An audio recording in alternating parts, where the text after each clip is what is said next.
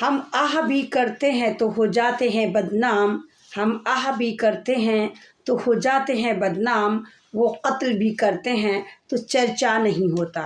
अस्सलाम वालेकुम, मैं आपके सामने एक बार फिर दिल्ली से अमन रिजवी। नफ़रतें लगातार इतनी बढ़ गई हैं, या कहिए कि बढ़ा दी गई हैं, कि रोज़ एक न्यूज़ आती है और वो न्यूज़ नहीं बन पाती। कभी सोशल मीडिया से पता चलता है, कभी लोगों से पता चलता है, लेकिन हर बार उस न्यूज़ में जो जुल्म का शिकार होती है वो एक कौम है, हिंदुस्तान के मुसलमान। उत्तर प्रदेश का एक इलाका गाज़ियाबाद के अंदर एक इलाका हापुड़ में कल एक 24-25 साल के लड़के इरशाद को मॉब लिंचिंग करके बजरंग दल के गुंडे मार डालते हैं, पीट पीट कर मार डालते हैं। और पुलिस वाले एक नई स्टोरी बनाते हैं। वो अपनी एक स्टोरी बनाते हैं कि दोनों बाइक से जा रहे थे, एक सामने से कोई अपोजिट पार्टी आ रही थी, इधर से इरशाद जा रहा था, बाइक में टक्कर होती है और सामने वाले दूसरे वाली पार्टी वाले यानी बजरंग दल के गुंडे इरशाद को पीट पीट के मार देते हैं।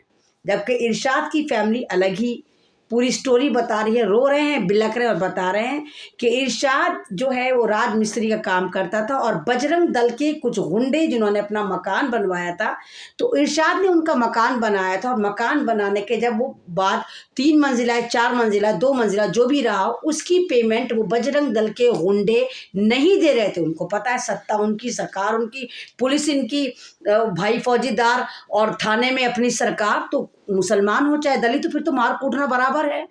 अब उसके बाद उस लड़के को फ़ोन करा जाता है और बजरंग दल के गुंडे यानी वो गुंडा जिसने मकान बनवाया था, वो गुंडा इरशाद को फ़ोन करता है और कहता है आ और पैसे ले जा। वो बेचारा सीधा साधा जाता है, वो सोचता कि शायद इस बेज़मीर भगवा चिंटू की गैरत जाग गई हो, शायद ये पैसा दे रहा हो। वो बाइक उठाता है, उसके घर जाता है। वहाँ पर बजरंग दल के ऑलरेडी 5-6 गुंडे मौजूद होते हैं, जो 24 साल के इरशाद को इतना बेदर्दी से रॉड से, लोहे के पंच से इतनी बुरी तरह मारते हैं कि वो ऑन दी स्पॉट मर जाता है।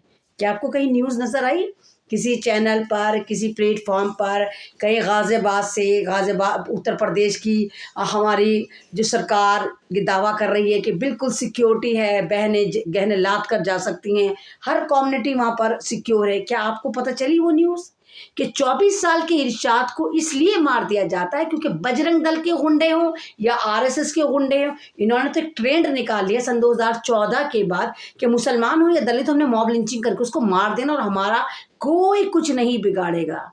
तो 24 साल के इरशाद की सिर्फ ये गलती थी कि उसने बजरंग दल के गुंडों का मकान बनाया था।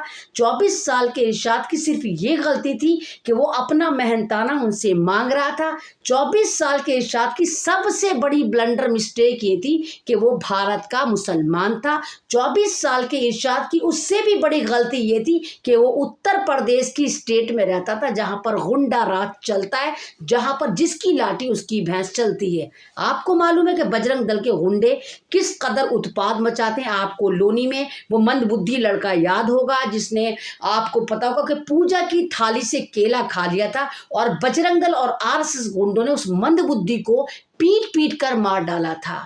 तो क्या इरशाद को इंसाफ मिल पाएगा? क्या इरशाद के इंसाफ के लिए लोग आगे आएंगे? क्या 25 साल के इरशाद जिसने बजरंग दल के गुंडों का मकान बनाया था, क्या ये इतना बड़ा जुर्म था कि आप अगर किसी भगवा चिंटू का या नफरती एजेंडे वालों का मकान बनाते हैं तो क्या आपके साथ इसी तरह का व्यवहार होगा कि जब आप अपना मेहनताना मांगेंगे तो आपको पीट पीट कर मार दिया जाएगा, जिस तरह हापुड़ के 24 साल के इरशाद को भगवा मॉब लिंचिंग का शिकार होना पड़ा और तमाम लोग चुप हैं। एक के बाद एक मॉब लिंचिंग होती है लेकिन कहीं कोई इंसाफ नहीं मिलता। इंसाफ तो बहुत दूर की बात है जनाब, लोग आवाज़ नहीं उठाते, लोग कहना तक नहीं चाहते, बताते तक नहीं है कि उनके साथ क्या हुआ है।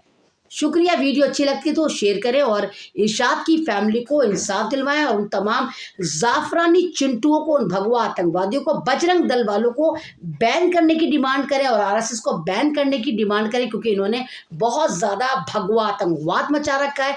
दलितों को, मुसलमानों को, आदिवासियों को ये लगातार टॉर्चर कर रहे हैं।